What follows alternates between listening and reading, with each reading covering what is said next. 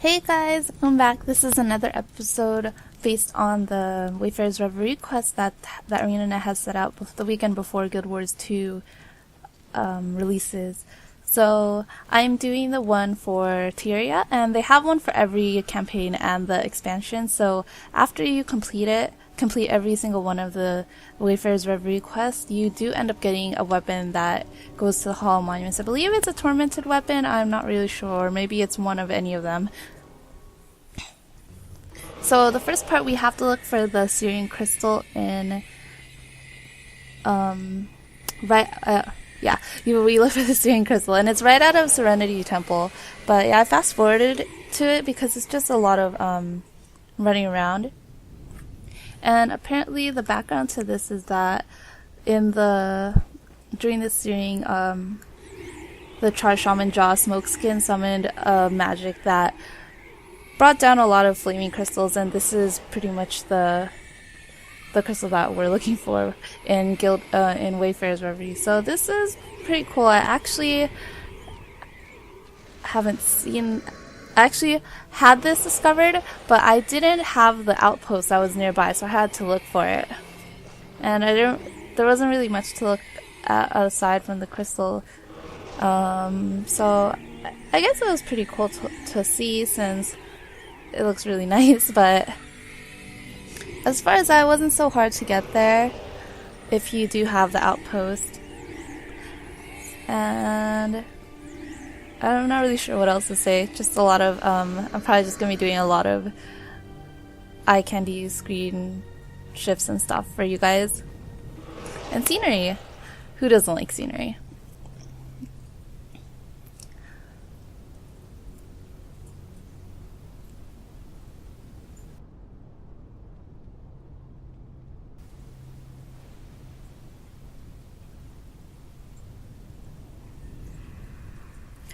And the next part we're looking for is the Flame Temple.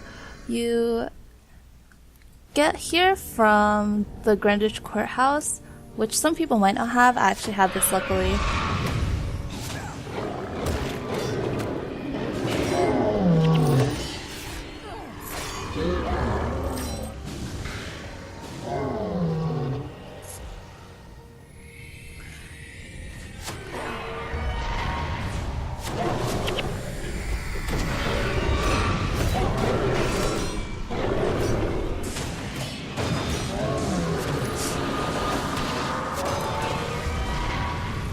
And luckily, the area is pretty newbie, so they're level 7 and level 8 chars. But the background story with this is that,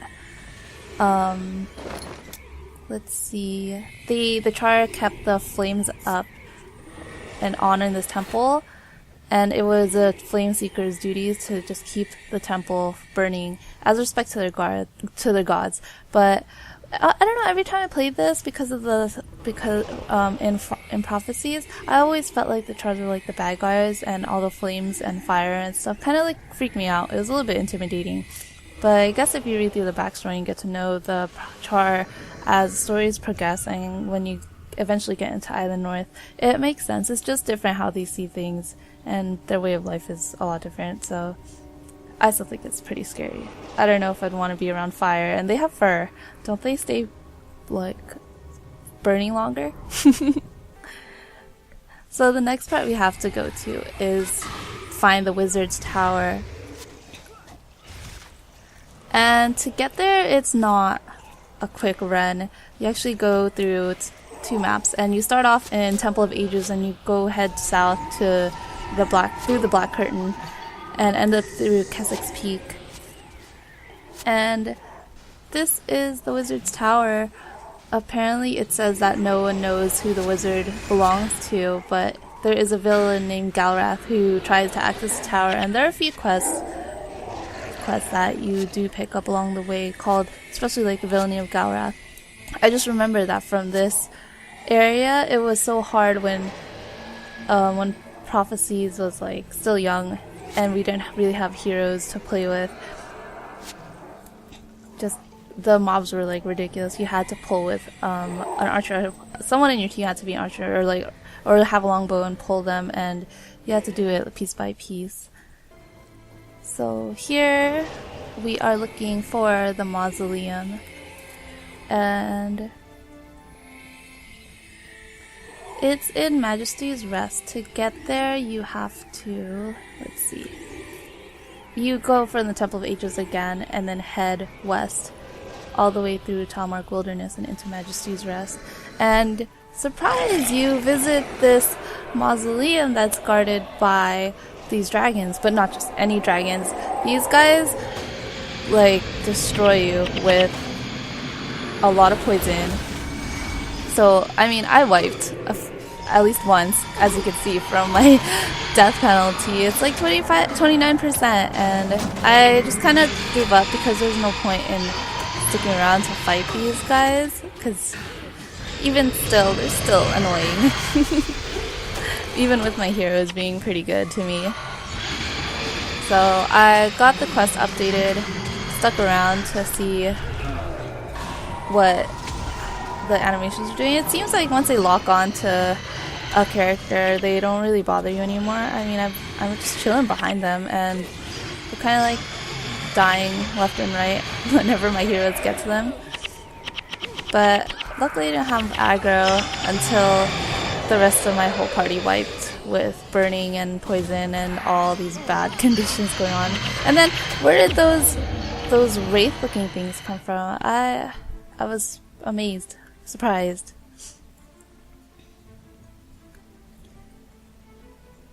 So the next part we go to is we have to visit Anvil Rock.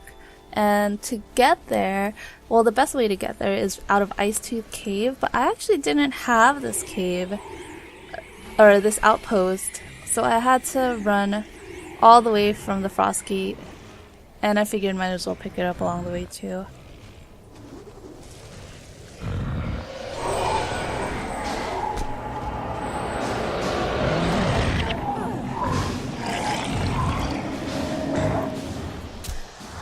There is actually some interesting news on the wiki about it. It says that it's sacred, Anvil Rock is sacred to the dwarves because legends claim that this place was once used by the Great Dwarf as a forge. And I believe the Great Dwarf is their god that they worship. And also another tribute is that the tip of Anvil Rock is the highest point in Guild Wars prophecies, and it does give a wide view of the area, as you will see very soon. Whenever I get up there. So, yay, we made it to the top. And this reminded me of Guild Wars 2, where I was running around in World vs. World map, where I was like falling everywhere, and kind of feels the same. I wanted to be to kind of do a little bit of the Titanic and do the "Jack, I'm flying" thing, but I didn't have my compass out to flag my heroes away and didn't really want to bother, so they just all cheered with me instead. Except for Olivia, who's always too busy taking care of her minions. So the next part we go to will be the falls. And it is way out in the jungles. The outpost you start in will be Ventari's Refuge, but you go through 2 other maps, Reed Bog, and then you finally enter the falls. But it was so annoying and confusing because there's some routes that you can walk over, and then it kind of goes to a separate level in the forest. And I remember this was one of the more annoying parts of the forest area in Prophecies, which this is why I got confused, and I think I kind of gave up on trying to vanquish these areas because of that. So here we are. This is the falls, and this random collector guy, he actually gives a pretty decent scalp design for early days in Prophecies.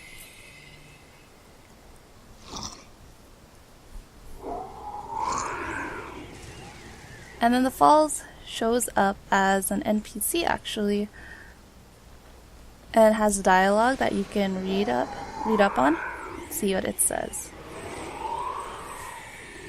If I actually get to it. It says water cascades over the rocks into a pool so steep you can't see the bottom. So deep.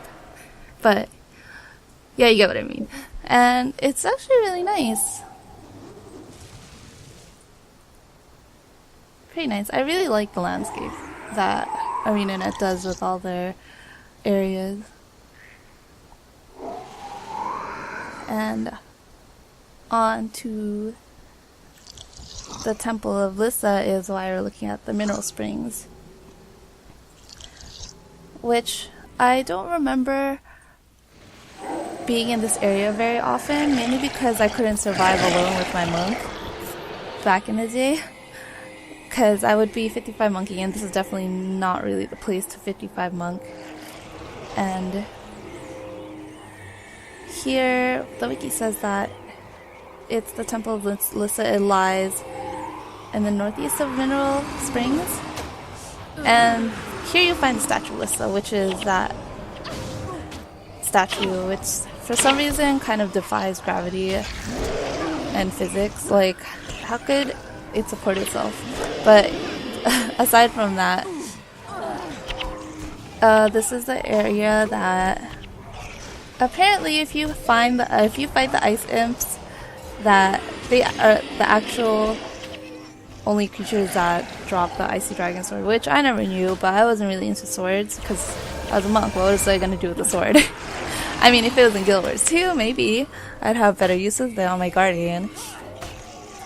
But yeah, I remember my older brother farming this area a lot when he used to play Guild Wars. So it was pretty cool, and I really liked the story that came with the Lissa statue. And I'll read that to you in a second. But here's the statue area.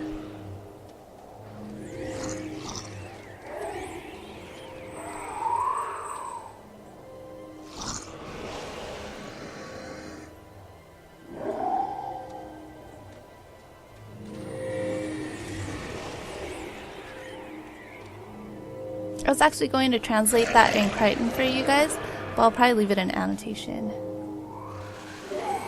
So here's the dialogue. But I think I actually closed it out on accident. Yeah, there.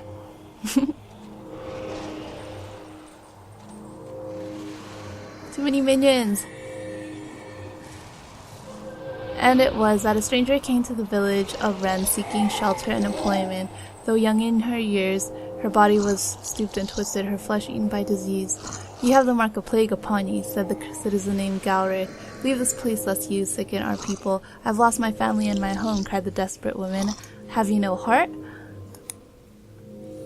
Yet each person in turn did look away. Then from the crowd came a young woman, Sarah. She looked upon the woman with pity. "If you need help," said Sarah, "I will give it." And Sarah did approach the gnarled bent woman and did offer her a helping hand. Then the sickened woman pulled from her body the robes of plague, revealing herself as to be the goddess Lissa. The people of Ren fell to their knees, begging Lissa's mercy, but lifting Sarah gently, saith she, "True beauty is measured not by appearance, but by actions and deeds. Many have eyes, but few have seen. Of all here you saw the beauty behind the illusion, and you alone shall be blessed with my gifts." Scriptures of Lissa 45 BE, before Exodus.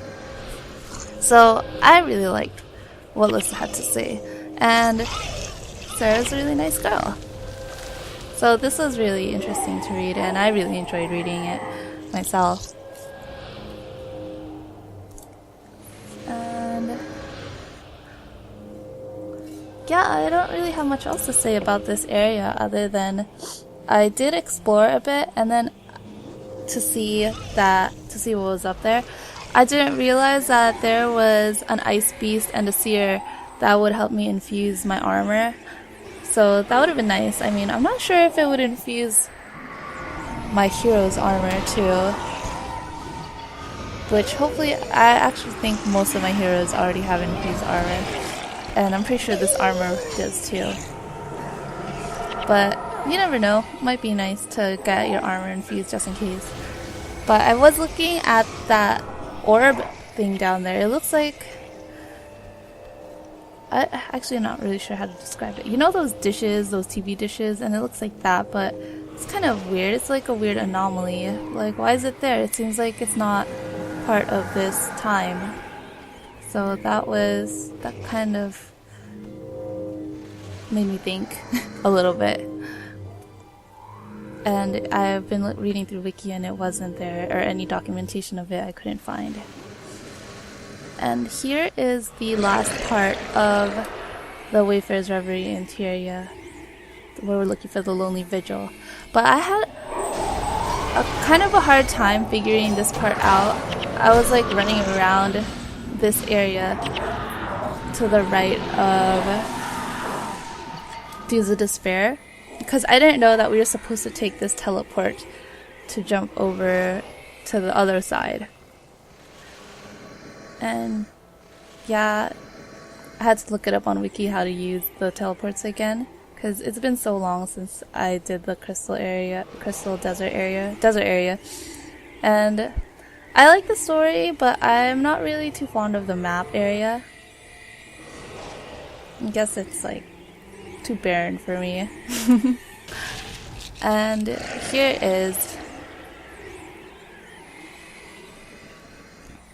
there is a fallen statue of apparently the Lonely Vigil. The funny thing is, I was reading it up, and apparently it kind of has some sort of desert illusion thing going on. When you're walking towards it, it seems like the statue is upright. It's like a mirage or some sort. And I was kind of tripping out a little bit, because I was like, oh wow. I was checking back, like kind of switching forward and backwards, trying to see why, trying to get a video of the actual illusion, but I didn't get it. My frost was kind of turned on. My frost was turned off, actually. And yeah, apparently it turns out that as you go closer, you realize that it's just the legs that are left standing, and the statue's actually fallen.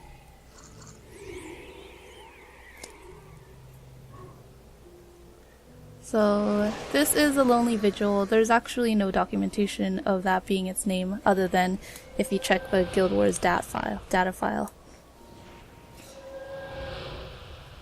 And that's that for Wayfarer's Reverie for Tyria. So I guess this is a second time around, this being a quicker, cleaner, and faster, and also more informative version of my adventures for this quest. And I hope you guys like it. I actually liked, to be honest, I kind of liked the Eye of the North one a lot better, because it kind of tied up towards Guild Wars 2 more. But I feel like after doing this quest, I have a few more questions left in Guild Wars. So there you are, 2005 and then 2012. I finally figured that it might just be the release that they're giving us for that reward.